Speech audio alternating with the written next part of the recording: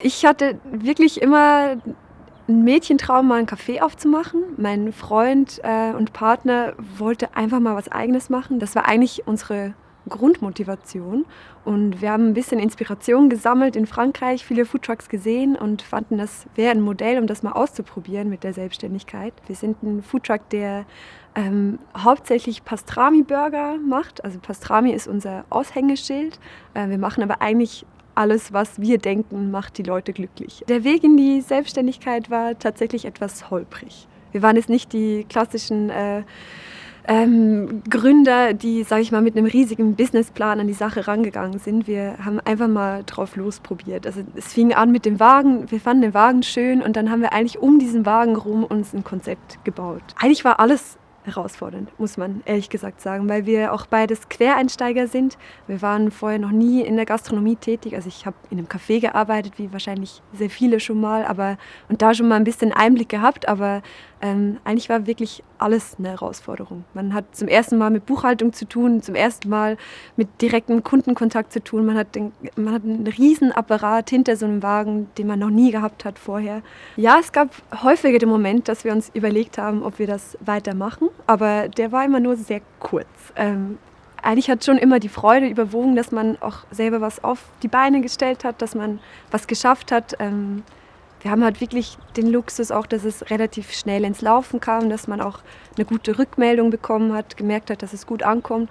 Und das ist ja eigentlich das, was man auch sucht, wenn man sich selbstständig macht, dass man irgendwie eine direkte Rückmeldung bekommt von den Leuten. Und solange die gut ist und man 'n gutes Feedback hat, ist es, glaube ich, schwierig, so was wieder aufzugeben. Wir haben sehr viel Unterstützung von Familie, Freunden und der Foodtruck-Gemeinschaft an sich bekommen. In diesem Foodtruck-Business habe ich jetzt persönlich die Erfahrung gemacht, dass es als Frau sicher nicht schlecht ist, weil wir Frauen auch 'n bisschen viele haben Charme, ne? Und ich glaube, in 'nem Foodtruck geht's auch sehr viel um den Charme des Wagens und der Besitzer und da haben wir sicher jetzt, sage ich mal, keine Nachteile.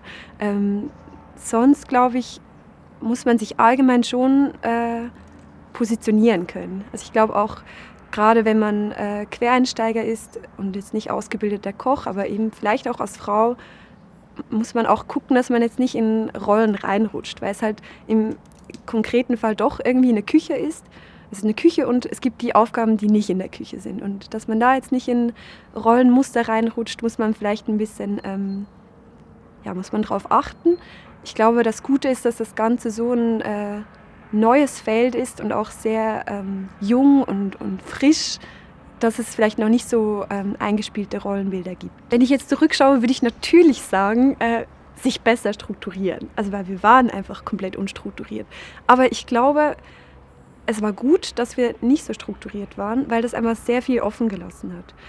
Weil man sich sehr, flexibel auch irgendwie man musste sich anpassen an die Gegebenheiten und hatte noch nicht so 'n konkreten Plan. Und ich glaube, das war 'n Vorteil, weil diese ganze Streetfood-Gemeinschaft und dieser Trend sich auch sehr schnell entwickelt und auch entwickelt hat. Und ich glaube, für uns war's wirklich dann 'n Vorteil, dass man da einfach nicht zu engstirnig war, was auch die eigenen Vorstellungen anging, sondern sich einfach versucht hat, immer wieder anzupassen.